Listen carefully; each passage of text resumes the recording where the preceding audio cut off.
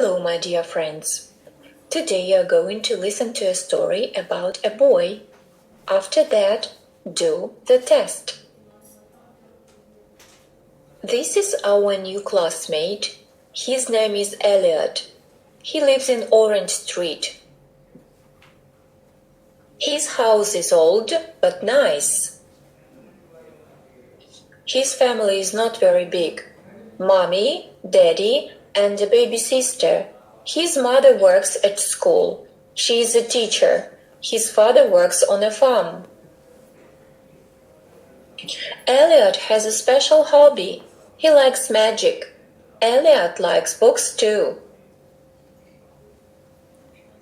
Every Saturday his family goes on a picnic to the park, but yesterday they didn't. It was rainy and they had a home party.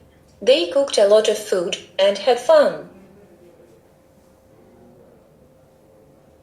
Elliot and his family will go on a picnic next Saturday. Now it's time for you to do the test. Good luck!